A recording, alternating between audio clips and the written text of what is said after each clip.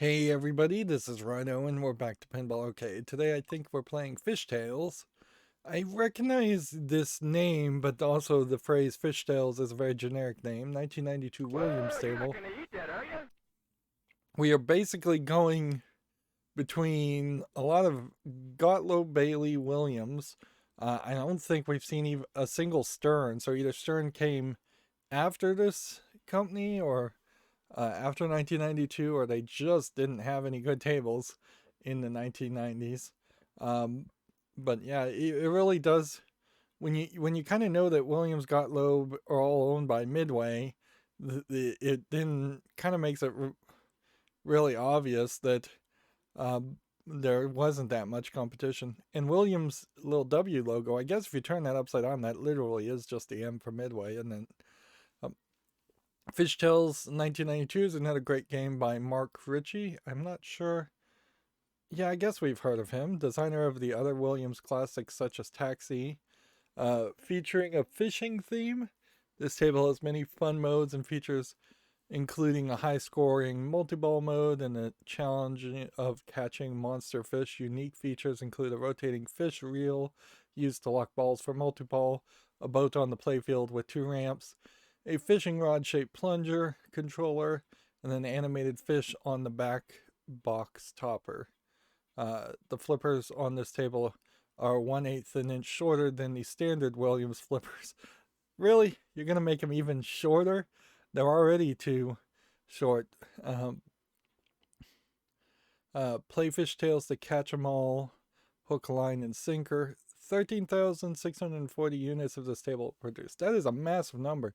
Um, I'm not even sure we've seen but maybe one table that has made more units, uh, more in just the number of units.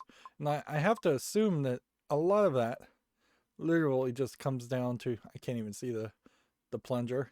Um, a lot of that has to come down to the fact that there aren't that many fishing themed tables in the first place. And so you have a generic concept, and the generic concept probably won't get boring over time or become stale. Whereas a license around like the Adams Family movie, 3 4 years down the line, it's gonna be really weird to make an Adams Family movie um, table. Interesting. So the ball locks in kind of like a Ferris wheel that rotates, and then there's a ramp way up here, and then let's see, you've got a crisscrossing ramp. That's a cool idea.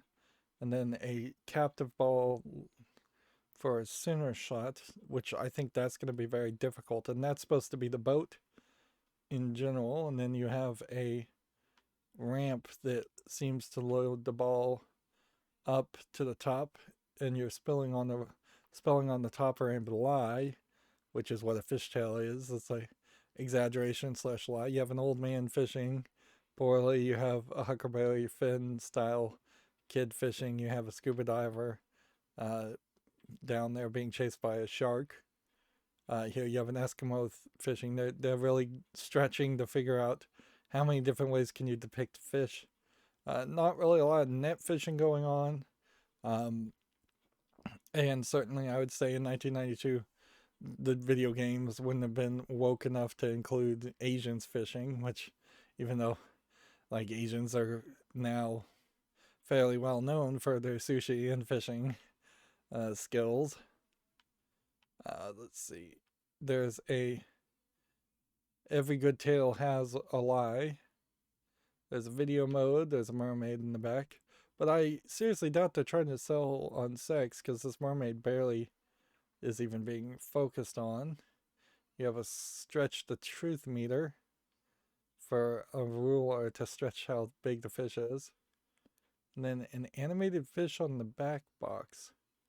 I don't know what that means. And once again, Pinball Arcade has made it pretty much impossible to see.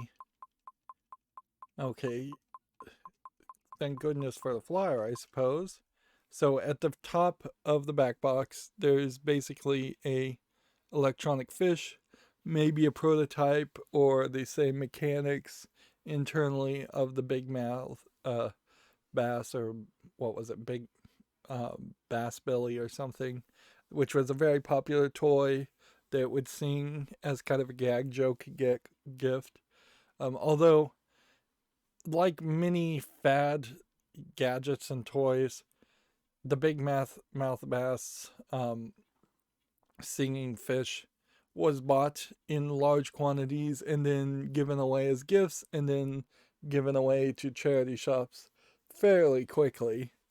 And it really is one of the prime examples of if capitalism wasn't just the only concern, particularly in the 90s, of just selling utter garbage that ends up in landfills in the long run, a gadget like that would never have been allowed to been made.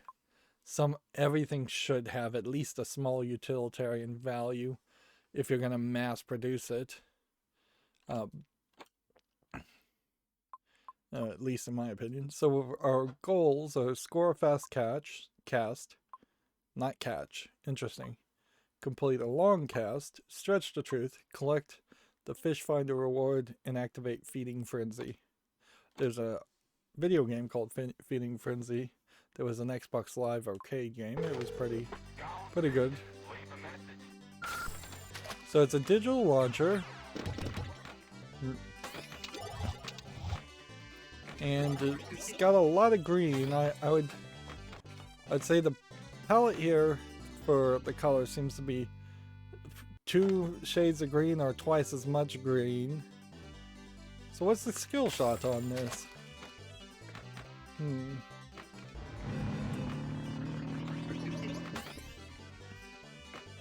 This might be a table that is good for new pinball players, because the shots are almost completely mirrored and there isn't a lot going on. I see only 4 standing targets on the lower playfield at all, and I didn't really see any bumpers, so if there are bumpers, they're fairly hidden.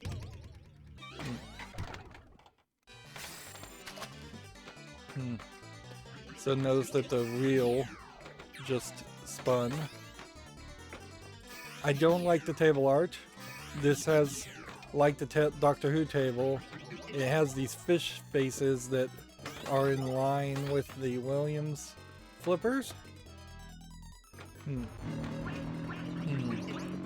And that makes it a distracting shot from the looks of it every time I press the flippers. In general, I don't like the Williams yellow and red flippers anyways. And I could see myself just changing the color of the flippers and just to standard white, which I guess isn't actually that standard. And just from the looks of it, I couldn't tell you that they were 1/8 shorter flippers, but I wouldn't be surprised if somebody told me that either.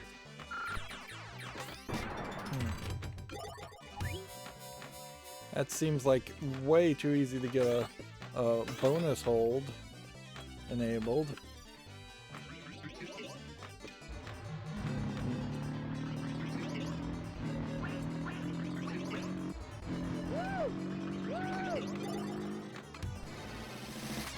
And undoubtedly hitting those figure 8 loops are a goal. You would not believe it was this big. Oh yeah, that's a keeper. So that was 3 million for Stretching the Truth.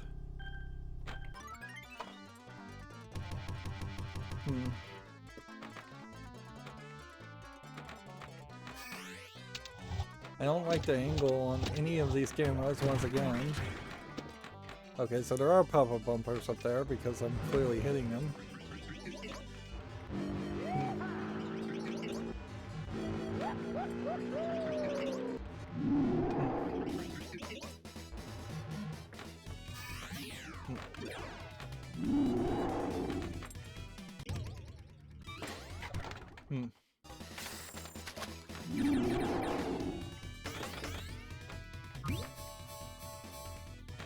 I'm noticing that the Xbox controller is vibrating quite a bit on this table.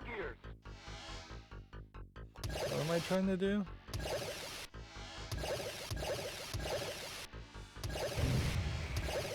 Am I trying to hit people? Or am I trying to miss?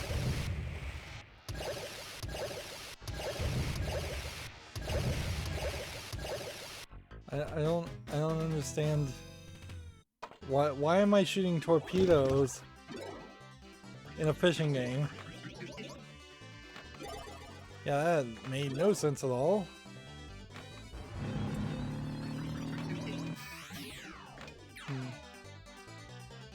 The looping around and ending up back in the left target on the left flipper is a little weird.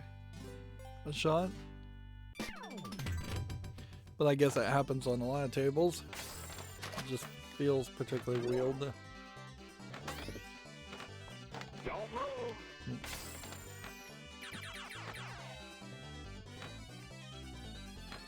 So if you're gonna have a plunger that is a digital plunger and it's going to simulate casting a fishing rod, wouldn't you actually want to simulate the physical action of casting a fishing rod if you could? And if you couldn't, then maybe just have a regular plunger?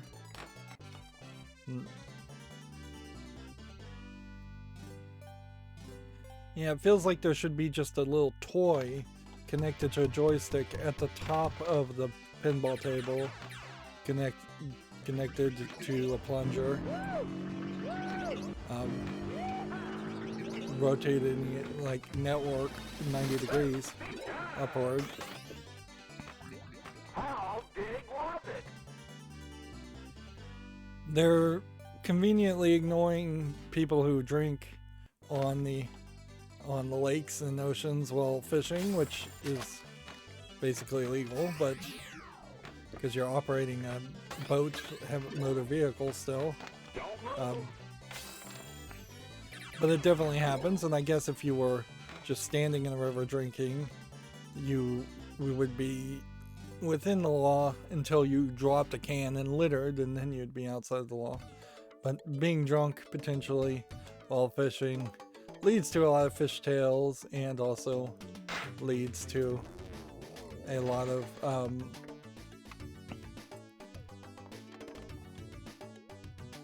I imagine people getting drowned. There's a lobster they show, but they don't do anything with that, and I guess for a fishing game they probably can't do too much with other types of sea creatures, otherwise it stops being a fishing game. Normally in a fishing related video game you would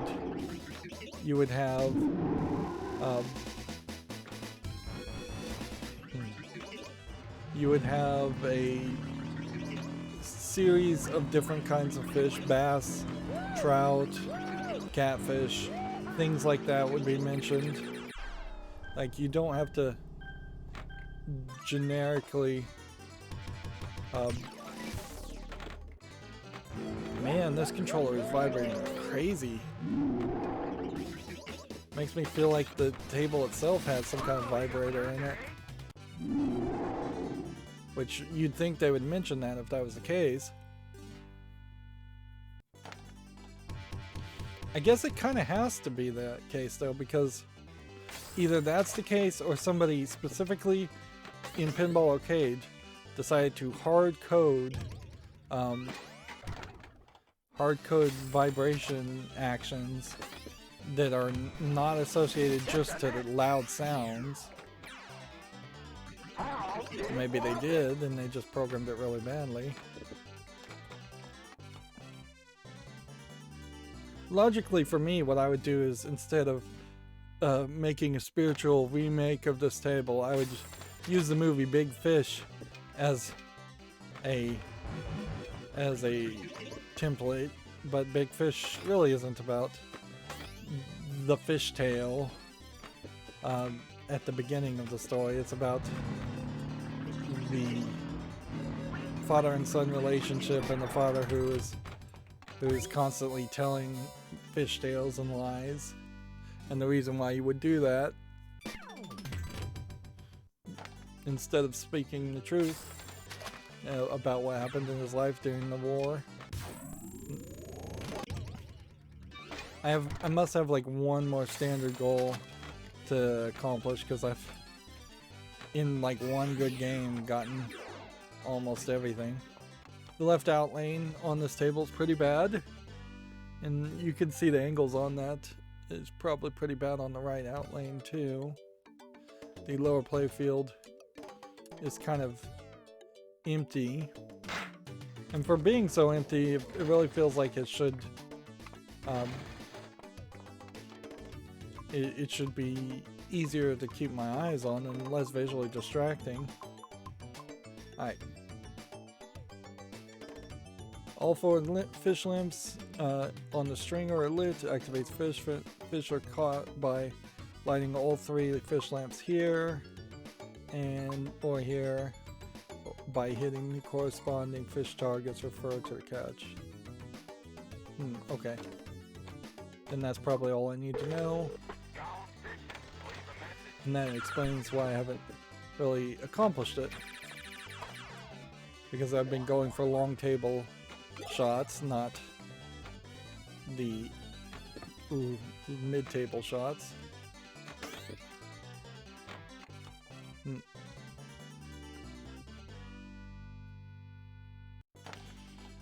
They could have put an animated fish under the table so you could see that, but apparently there's just not enough room under the table still, even by 1992, to put large amounts of big toys.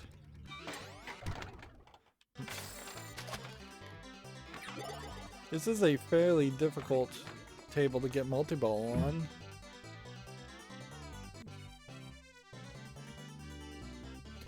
I think you'd probably want different lures, sinkers, what is it, fish line, improved boats. You would want to mention a life jacket in 2021, so the ball saver mode should be a life jacket.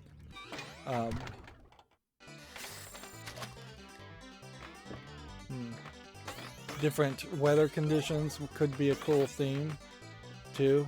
Like, usually fishing in a light or drizzle tends to increase your chances of catching the fish.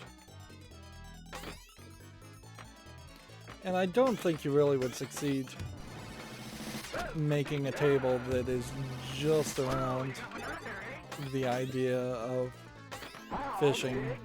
So you would always want to integrate the fishtail concept a little bit.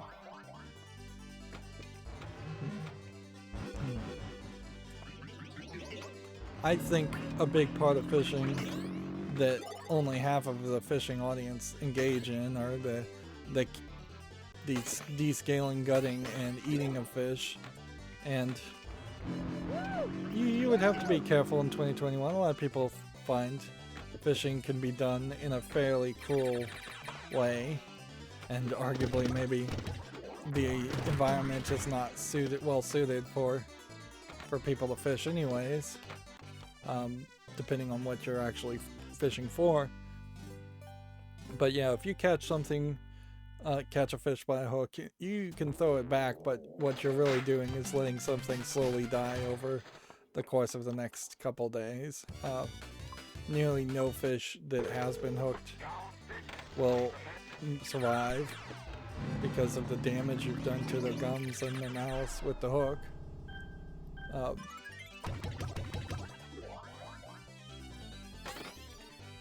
So it is arguably more ethical to always keep what you kill and eat it, or feed it to something else at the very least.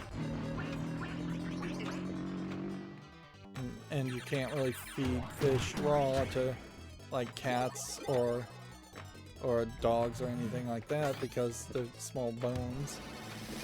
So you still would have to probably debone it and skin it. which is why if you don't want to do that and you do want to fish, you're probably in a good, you probably should get to know a fishmonger who would be willing to cook fish. A lot of fishes that you're going to catch are also going to be incredibly small, and so you're not going to get much meat, if any, off of it anyways.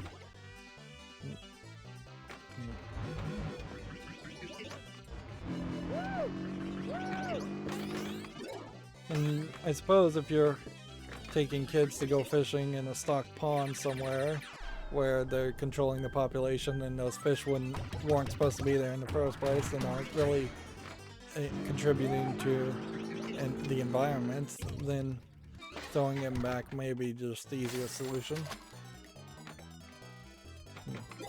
I don't know how many parents bother to take their kids fishing nowadays. I definitely did it a couple times and kind of liked it. Didn't really want to touch the slimy fish though. And I don't think I would go for it nowadays. Part of the problem with fishing is that there's a growing investment in equipment that, like, even if you're just gonna get cheap kids poles, you're gonna quickly run out of bait and string and things like sinkers and floaters and components, and you could easily spend $200-300 on a fishing kit and then go fishing 2 or 3 times in your life. And since it's not, I think, as popular as it once was by far, as just a casual pastime before video games and TV existed, you're not going to have a lot of opportunity to get something handed down either, or that you might be able to offset the cost of a expensive fishing starter set, or relatively expensive. If you want to get to the pro level, I'm sure you're spending thousands of dollars on equipment before you even start talking about buying fish finders and boats.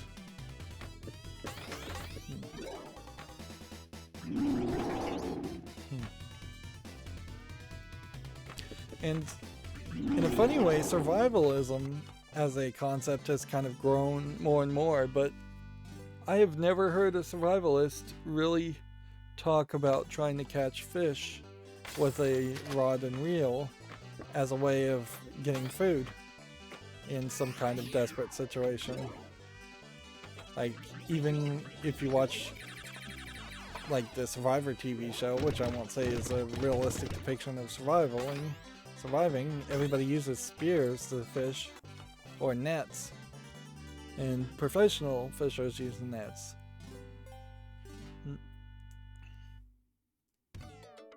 So it is this weird kind of artificial activity that I don't think historically was ever done in mass. I imagine if you were actually 1,000 years ago trying to get fish to feed people, you were either spearfishing or using nets even then. You're not gonna eat that, are you? Right. I'm a little confused on this goal. It said you hit those and you hit those, and that catches.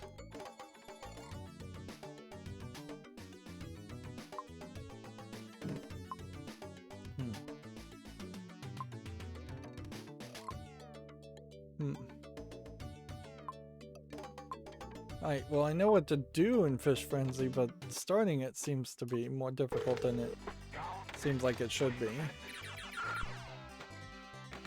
I have to get these lower playfield shots, which this is a table that really kind of highlights the idea of it basically being 2 pinball tables connected top to bottom. Like, you could easily see the table ending at the point where the boat starts, and it would feel like the shape of a table. It wouldn't have enough elements to be an interesting table by any means. It was this big, man. I'm not kidding. Nice.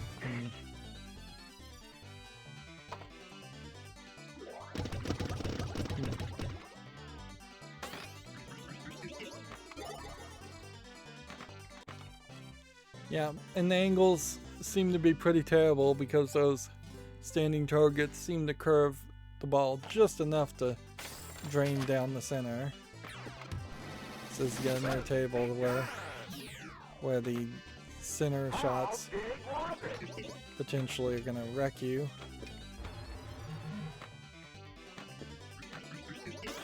I definitely do feel like there is probably a lack of success happening here because of the flippers being a little bit shorter too. Like that feels true. I don't know if that really is true. I don't know how you really prove it, but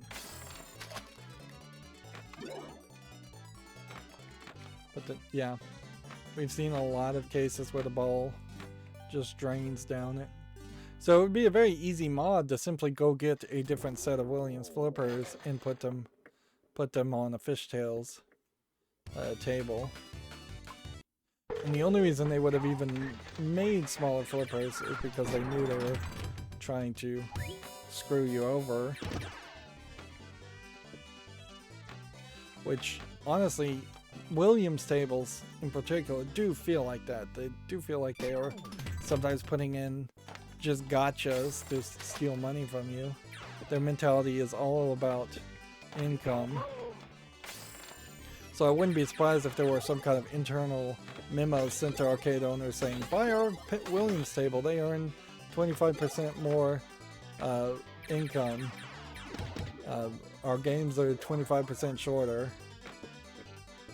And I'm sure there probably were some arcade owners that loved that idea in 1992, but the whole attitude around trying to make a major amount of profit using pinball or arcade games pretty much dried up and died, at least by the early 2000s, to the point where you would be fairly hard pressed to find any arcade that doesn't just have all the games on free play mode and just has like a cover charge.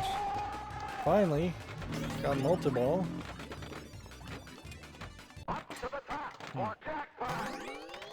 There it goes. And I managed to get a jackpot, which seemingly restarted the multi-ball.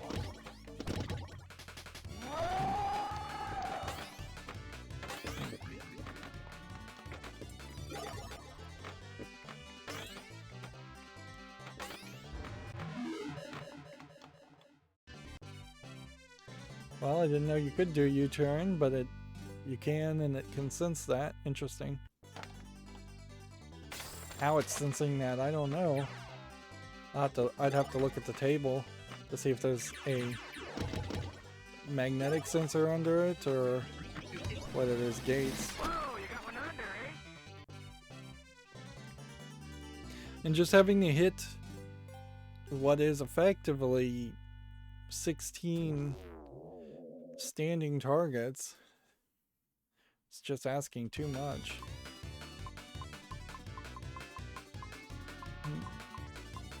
Well, I'd like the Feeding Frenzy to probably be a random reward, at least as a secondary way, by hitting this, which doesn't seem to be the case, or by, say, sneaking the ball and getting it in a sneak-in shot back here, or a standing target. These bumpers, now that I remember they exist, are in an odd position, not very well designed.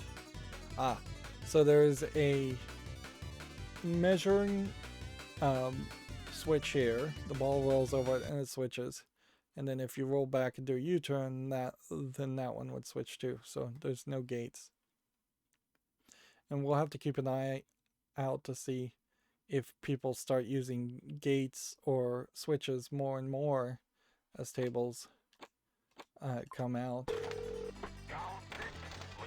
I think there is a little bit of an extra benefit of using gates on ramps in that it slightly slows down the balls from rolling backwards if they lose momentum. Maybe that's the exact reason why there is a switch there instead of a gate. It's because they want you to lose momentum. Yeah. But I will say, yeah, Williams is not in a good position for me mentally because I kind of have contempt for them as a company. Some of their tables are not designed to treat the player right. Which is going to be ironic because I imagine I'm going to end up playing like Star Trek The Next Generation or Twilight Zone and realize that that's a Williams table too. But yeah, I may eat my words on that, but yeah.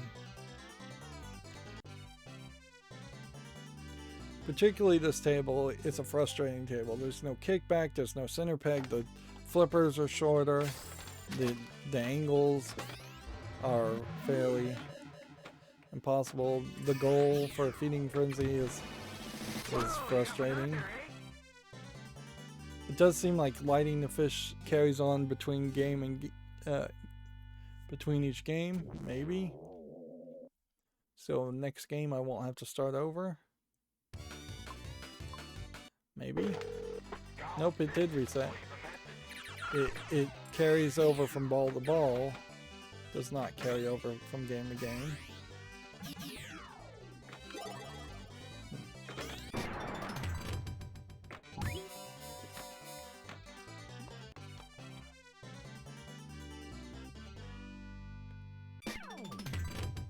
We've seen video mode once. We've seen multi-ball once, although having made steps towards multi-ball multiple times. We've definitely seen some tables where multi-ball was too easy, but this is a table where multi-ball is too hard. Yeah, I'm 30 minutes into this table and I'm just like done with it. It's fine for its theme. It is good and consistent with its theme. So I'll grant it that. And it's some basic kind of standard shots in the upper playfield, but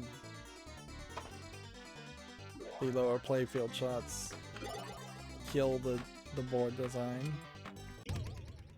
I like this design more than I liked the Creature from the Black Lagoon as far as where the ramps are and where the shots are.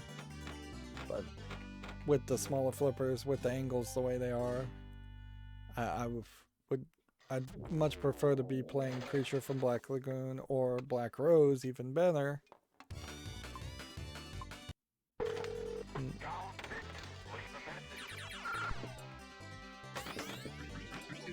I probably could, spend the frustrated hour or two trying to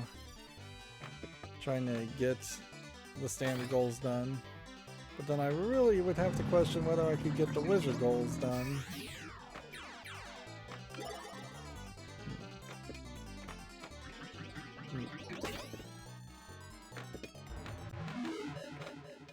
I think like you could potentially have some bubbles as a gimmick. Put something that would pump bubbles through a tube, or a gulp bonus. You could have done like Funhouse and had a largemouth fish that you were gonna shoot the balls into the mouth of the fish.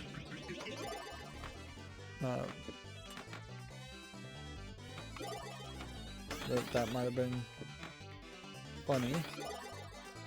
If you're gonna have an animated fish, having it in the playfield and talking would have been funny too.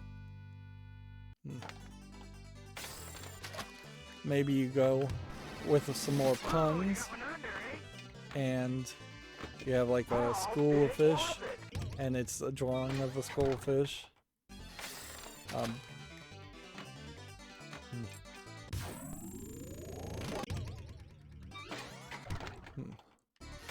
That could be funny, although I don't know what other things you could say. You could say at the end of the table something smells fishy. Or what's that fishy smell? Oh right, fish. Yeah, something along that line.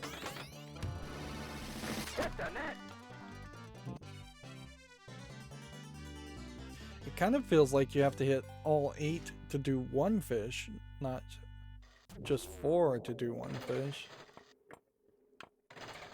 The music's fine.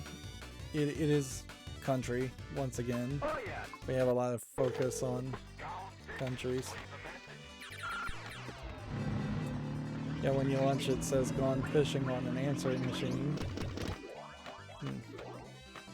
Which, the joke there is usually you see a sign that says gone fishing on a storefront. So it would make more sense to have a sign somewhere that says gone fishing.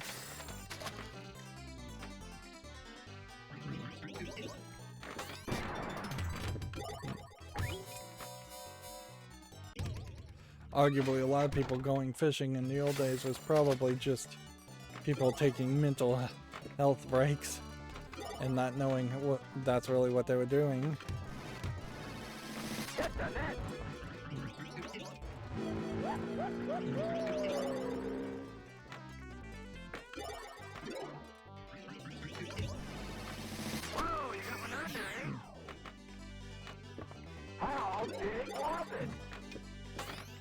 I'm just having to hope I can get lucky enough to bounce the ball from one collection of standing targets to another.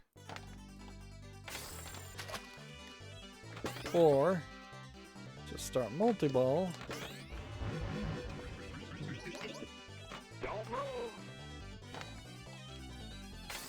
And I wouldn't be surprised if once again this is just gonna end up draining.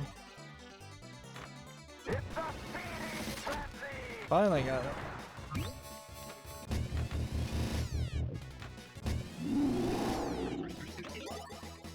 Alright. So I don't know if we're actually shooting for anything during the feeding frenzy or if everything just scored. I think probably everything just scored.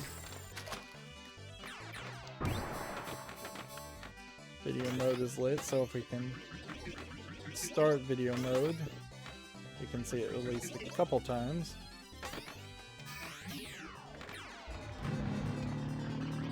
Because these center ramps just kind of circle around, it once again puts you in this weird position where hitting the blinking ramp on the right here is overemphasized. We saw that also with the pool game. There was just like one ramp that you had to hit too many times to activate everything. So I need to get back to getting good at hitting that ramp if I'm gonna succeed. And I'm not, so I'm missing in hitting the loop. And like other tables, this is a table that just needs a second. It needs a second way to activate everything. Here we've activated rock the boat mode, which I guess means hitting that over and over again. Hitting anything on the rock the boat element.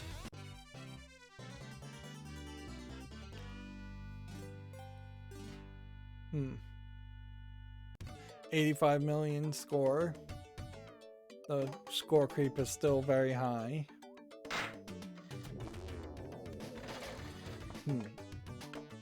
That definitely didn't feel like a game that deserved 85 million. I'm still thinking in the realm of that should have been like an 800 million or 800,000 score, really. So the wizard goals now would be earn a special, earn a double jackpot, score a double cross, score a super jackpot, and score a 50 million monster fish, which I think literally would mean just going through the loop 50 times, which this is the second wizard goal we've seen that seems to build completely around that idea of hitting ramps over and over and over again to a ridiculous level.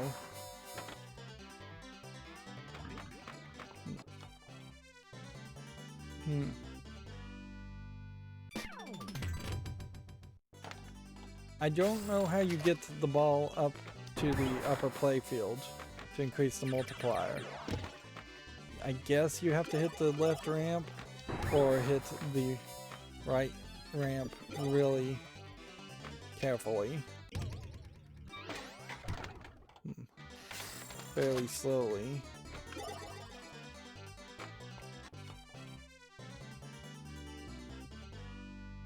But since your launcher is digital, like,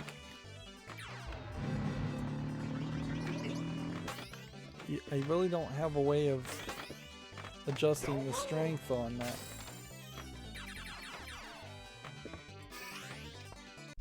Which also makes it feel like there is just no skill shot at all on this table, which kind of sucks.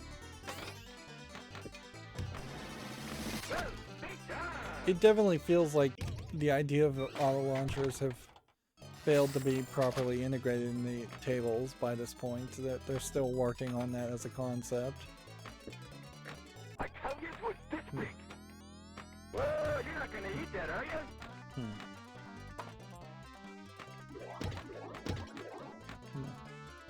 Bumpers don't bump the ball up enough. So, yeah, when I think about how would you stretch, how would you get your score multiplier up really high on this table, there kind of is no solution. It's just a matter of getting really lucky and keeping the ball in play for an extremely long amount of time, and that just does not work.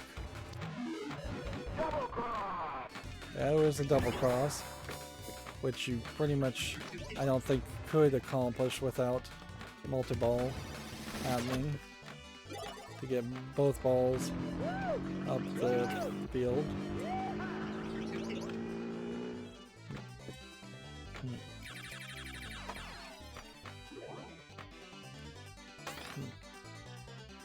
That ball just drains from that top playfield and does not even hit a single bumper most of the time. That is just terrible design. This table just doesn't feel like it was tested enough. There should have been some feedback going, hey, these pop-up bumpers don't hit the ball. Like, what that would lead to is if I was a pro pinball player, I would almost always try to bump the ball when it's in the upper playfield to just to do something like that. Oh yeah, that's a keeper. Just kind of do that to try and get the bumpers to hit it some. And you're relatively safe doing that.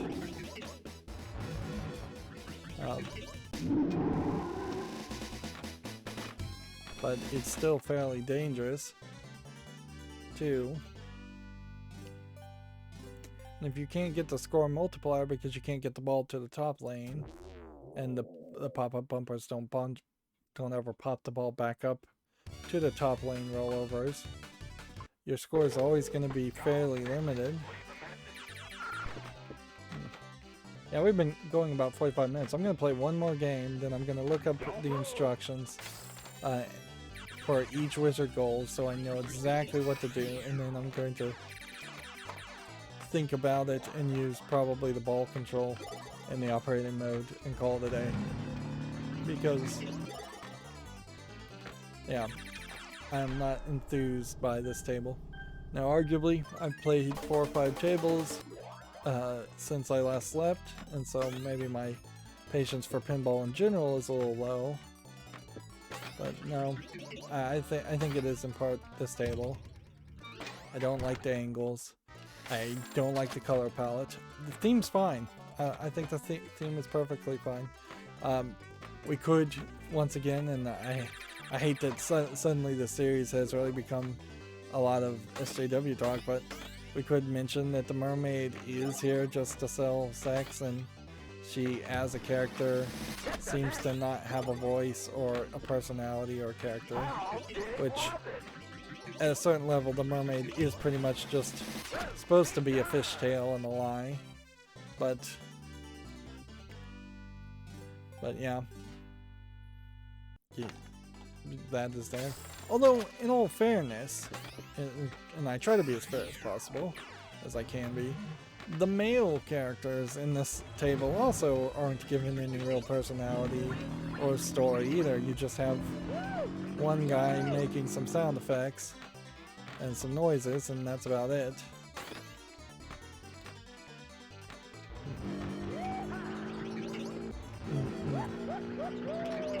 Arguably, they maybe make him sound a little too much like a cowboy when he's drawn much more like a mountain man, which I feel like there's a slight difference there, but not much.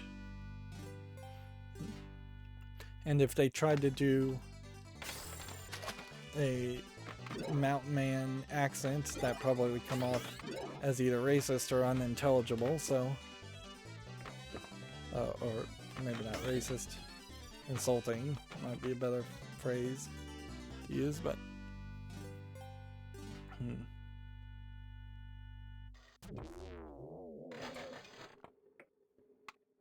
so yeah.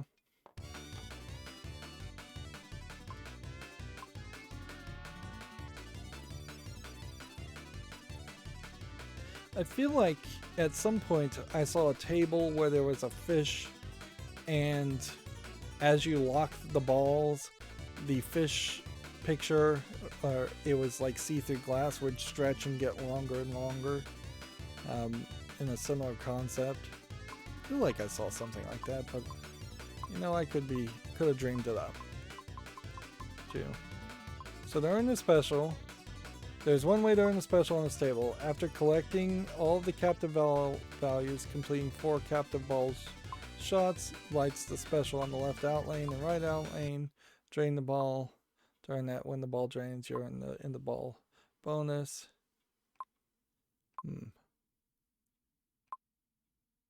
Every time you spell lie, it advances the multiplier.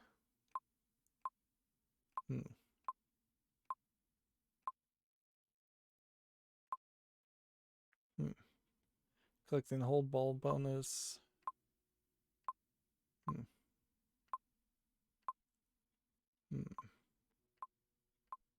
Okay. I don't feel like that really explained everything as far as what a special is. Start a multi-ball. In order to light the super jackpot, the goal is to score 3 different multi-ball jackpots in order to light the super jackpot. The first jackpot is called the tropical jackpot. Interesting. And it has a base value of 20,000. The second is called the freshwater jackpot. And the third is called the Deepsea Jackpot. I didn't even recognize that. Well, multi-ball is activated, the base value increases each time a fish is caught. To catch a fish, hit it here and here. So during multi-ball catch fish, scored jackpots carry throughout the game. So if the Deepsea Jackpot is flashing at the end of multi-ball, it'll still be flashing next time multi-ball is started, which would be great if you could actually start multi-ball.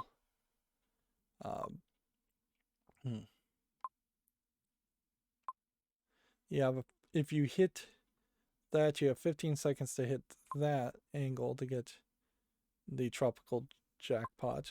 Shoot the eject hole. Then you lock another ball to do that for 15 seconds.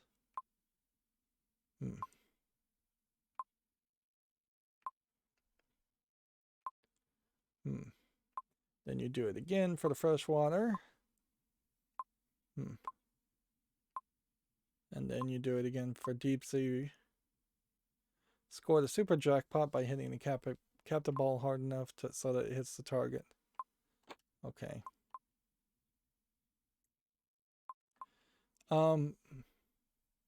So double jackpot is just getting 2 jackpots. And then 50 million fish monster. Let's see. What is this?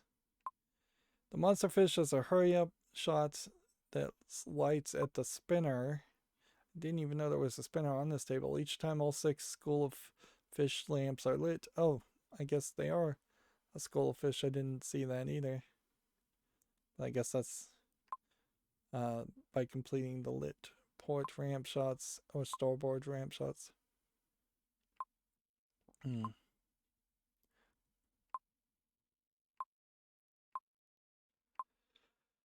Do what I've been doing, shooting the starboard and port over and over again.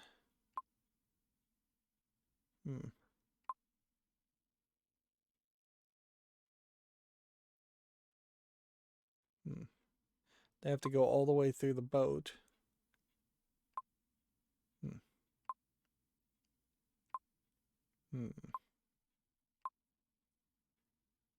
The monster fish hurry up for the spinner. Value begins at 20,000, starts decreasing.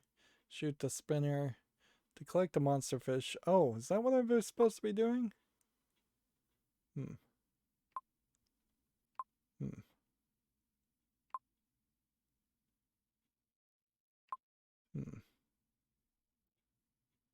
So you've just got to get to the monster fish up to 50 million over and over again. Alright, well, that definitely seems like that would be a hassle, to say the least. And I don't even know why I'm bothering to look at these elements anymore. Yeah. It says school. So it does mention them as school of fish.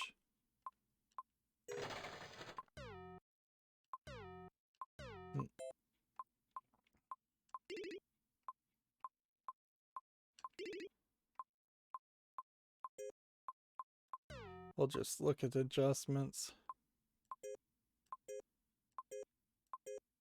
Feature adjustments are really the only things we would want to see. A time plunger, flipper plunger, outlane, autocast, percentage of extra balls, ramp timers, fish finder. There's definitely stuff here I think you could have changed to make the game easier. Just increase ball saver at the very least. And see, that might be an example of where I wouldn't potentially have been a great arcade owner if I was just looking for profits, because I suspect I would tinker with the tables quite a bit in an effort to try and make a better experience for the players. Although nowadays it wouldn't matter. In the old days, if people were actually lining up to play a pinball, making it too good of an experience would create too long of a waiting line. Right. See, and I can't even keep the ball up with ball control. So, while I might be able to get about that far, that in itself flings the ball so low that I nearly fail. I can't get it up the port starboard shots. So all I could really do cheating is by doing the fish frenzy. Yep. You would not believe it was this big. Oh yeah, that's Yeah, the spinner is so far to the back that it's easy to not see it. And I guess inherently that is the problem with a lot of the tables and the simulation of these tables in Pinball Arcade, is that it is kind of impossible to see the table in a realistic way. You can see I can't even hit the captive ball, let alone hit it with enough pressure. It is definitely captured in a bad way, I would say. Also, just it's too tight. There's too many bumpers around it. I feel like you could have had standing targets where every bumper is, and then those could have duplicated the fish very easily. Because yeah, there's a bumper on the outside and the outside of the starboard and port ramp, and the inside of the captive ball and the starboard and port ramp. If each of those were standing targets, that, oh my goodness, that ball just flung itself all the way through the physics of the table. Yeah, talk about a glitch. Yeah, and I just launched this app again, so it's hardly like I'm letting this run forever. Now, I am still playing the DirectX 11 version of the table, so maybe you should just play the DirectX 9 version of Pinball Arcade, but honestly, I just don't think that either versions are going to run particularly smoothly. It would be funny if it did turn out, though, that I started to play the DirectX 9 and started getting way better at shots and way better high scores. If that is the case, then you pretty much just have to assume that I've been playing using a buggy version, a potentially buggy version, with my hands tied behind my back. And I've been able to do fairly successful things on a lot of tables on a fairly buggy simulator. I've never, however, in the real world, had a pinball actually clip through the wood and the physical barriers of the table and magically fly into the air. But I definitely have gotten, on multiple occasions, I've been able to pop up a ball to hit the top glass of a table. Never broken a top glass or anything like that, but I imagine if I played long enough, I would be able to pull that off too.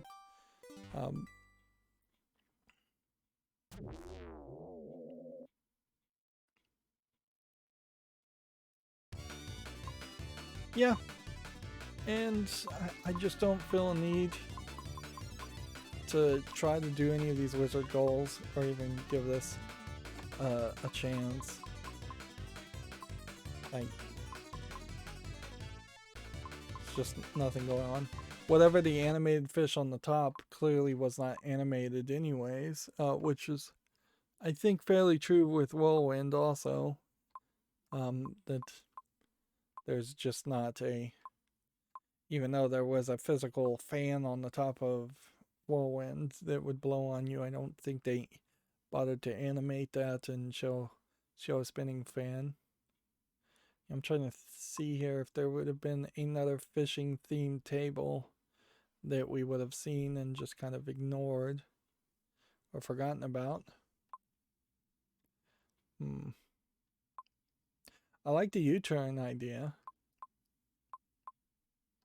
as a concept, but that's about it. And I think you get that pretty much in Taxi also. Is there another fishing themed table that we ever even see? This might be a fishing themed table, but I kind of question it.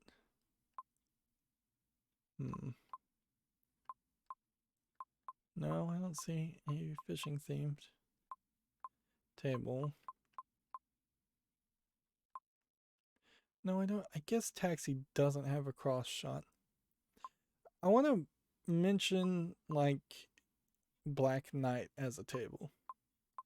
As stupid as is Black Knight 2000, for as stupid as the table layout for this table is, at least it's doing something different.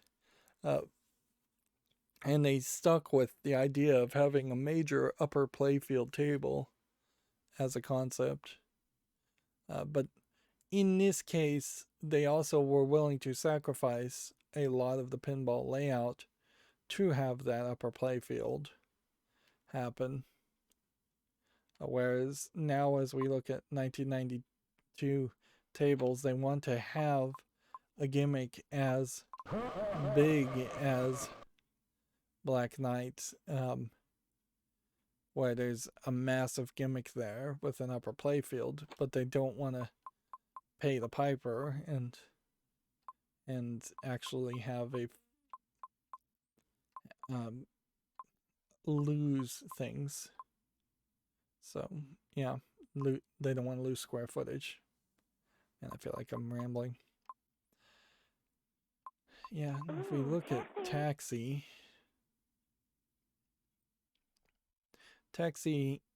kind of puts the center lane shots as the main playfield, and then the ramp shots on the right, where Fishtails has the ramp shots pretty much in the middle and main focused on.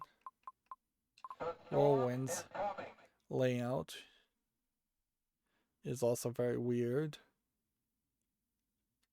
Yeah, this is one of these split tables, but even compared to Whirlwind, Fishtails still has way too much going on and focused around ramps.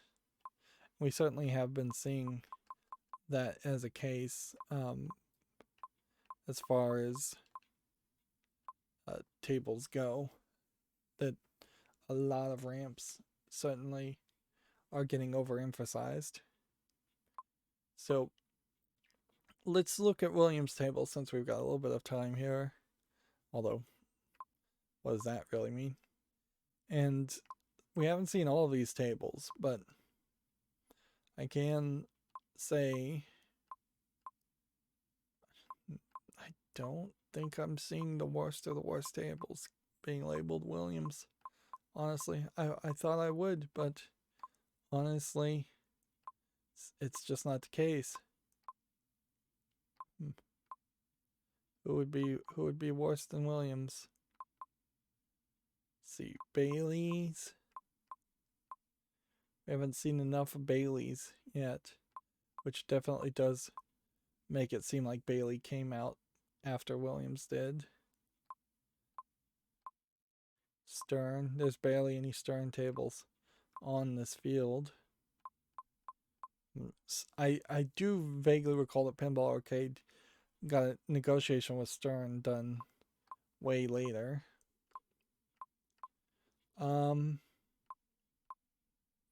We may have to chalk it up to Gottlieb, just because Gottlieb has made so many tables. Unless we're gonna chalk it up to FarSight Studios, which is the company that made Pinball Arcade. Clearly they tried to make their own Pinball Arcade cabinets, and that probably peeved people off too. Yeah, I think if you have Gone Nuts, which is a pretty awful table, and then you have Cactus Jacks, which is a pretty bad table, and you have Bone Busters, which is a pretty bad table, then you compare that to the fact that Gottlieb seems to have only made 24 tables in general. It definitely does feel like that Gottlieb is the worst developer amongst percentage wise. And in all fairness, looking at Gottlieb's collection of tables, they seem to have no licenses at all. Not a single one. They also have Transfer. That was a terrible table also. And Genie, that was not one I was happy with either. I think I did like Eldorado. Stern, on the other hand, has some major licenses, so that could work in their favor, although Phantom of the Opera for Stern did not really work. And Bailey, I think with Twilight Zone alone, is going to succeed with their licenses. Although they also have Paragon, but then they also have Elvira. And then Williams seems to not have a massive amount of licenses, but they have a lot of classic tables. I suppose I should mention that I saw a list of current pinball developers, and this is very questionable what current means in that case, because it could be people like Jersey Jacks who seem to only make one table a year at most. But the list was of about 12 people. So there are some companies out there still making tables even in 2021. I don't know if they're just making small runs for collectors or what. I definitely did see a big Lebowski table, for instance, that was selling for like $12,000, which that seems like quite a lot of money for a collector to pay for a brand new table even. But it would be less money if you could get that in an arcade, and over the course of 10, 20 years, you could recoup that, the cost of electricity and the initial investment and the maintenance on a table like that, which you might be able to do $1 at a time, if assuming it plays, let's say, 10 games a day, 300 days a year. You're getting like $3,000 a day, a year at a table like that. So 5-6 years you recoup your cost, plus a lot of times if you do have an arcade machine, pinball machine, or anything in a place, it's often in a bar, something that has a cover charge, something that's selling food or drink or alcohol, which are funny that I would think alcohol is not considered a drink, but it probably is a good separator, since alcohol does tend to make you thirstier compared to water. Yeah, I could see that, as long as you can consistently get at least 10 games a day at $1 or $10 a day on a pinball table. You could easily profit from that, assuming people don't break things and you don't have to spend a lot on maintenance. A lot of restaurants and places don't pay for electricity in a normal fashion anyway, so electricity may not be a consideration at all. Well, this is getting fairly rambly, so that's going to be it for this recording. As always, I ask you to like, share, subscribe, comment, and watch every second of my videos. If you want a friend to follow me on any social media sites, there's a whole bunch of links down below. And if you want to support me further, there's a link to Patreon, or you can friend me on Steam and gift me a game off my wishlist. Thank you for watching. Have a good evening.